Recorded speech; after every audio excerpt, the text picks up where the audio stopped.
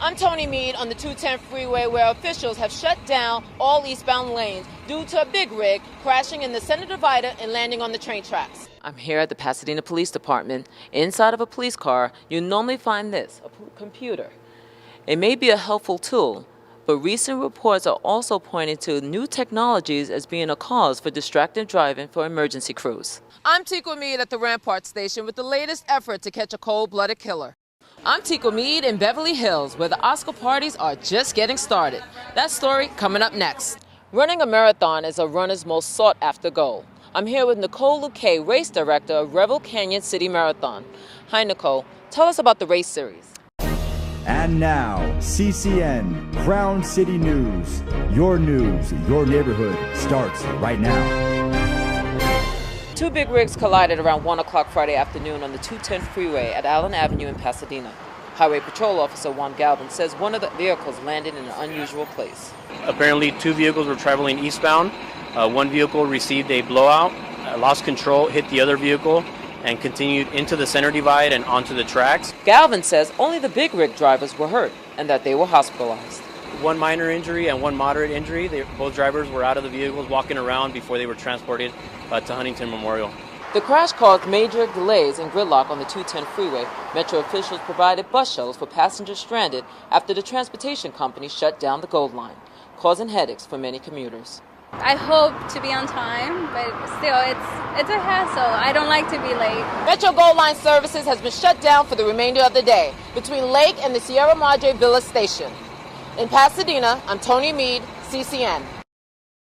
I'm at the Rampart Station, where police and city officials hope to develop new leads in a murder case by offering a major reward. A mother cries for her murdered son, Atilio Benavides Amaya. The 40-year-old Mid-City father was shot to death 3 months ago, and his killer nowhere to be found.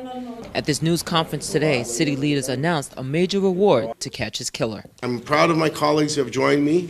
We are offering a reward of $50,000. Here he was working productive, responsible, taking care of his mother, taking care of his son, preparing for the Thanksgiving holidays, within a block of his home, and tragically he's struck down.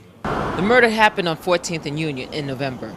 Police released security photos of two possible suspects who they say confronted Amaya and shot him in the face at point-blank range. He had just gotten off the bus to go home. Lead Detective Ray Martinez describes the case as a senseless tragedy. This victim, again, was not a gang-related incident.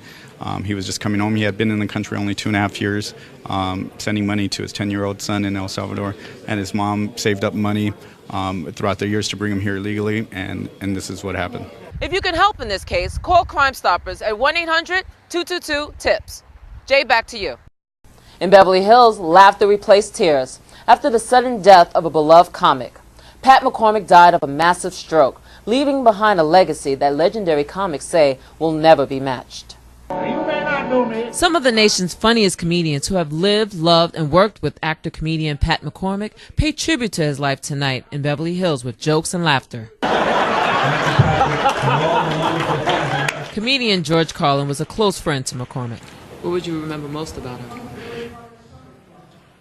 Putting on the animal noses in a restaurant. Putting on the animal noses. I mean, there's so many things to remember. I had to pick one. McCormick was 78 years old. He leaves behind a 28-year-old son and grandson. More than 25 million worldwide and 10 million people in California will participate this morning in an earthquake drill.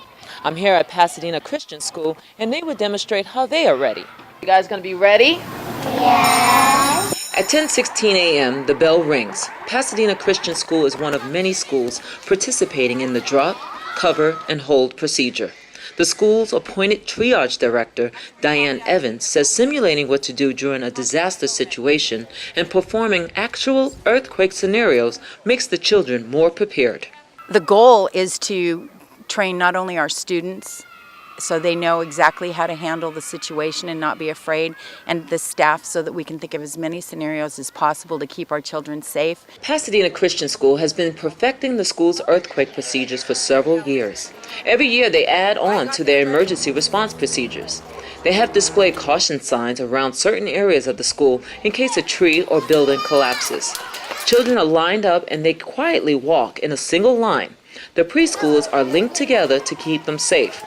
They also developed a triage center, fully stocked with first aid supplies, where depending on the injury, students and staff report to either a green, yellow, or red mat. Vicki Melly, the Emerging Needs Coordinator, says her staff is well trained before school starts. We bring in the fire department and they walk us through emergency drills. And we have a nurse who is trained in first aid who trains us, and we actually have hands-on exercises. PCS has been educating students for the past 68 years. The students and staff all appreciate participating in this annual event. And for some, it's their first or second year. I feel much more prepared after going through it last year and then again this year. So I feel a lot more calm about facing a practice and a real earthquake. To learn more about the drill, visit shakeout.org. In Pasadena, Toni Meed, CCN.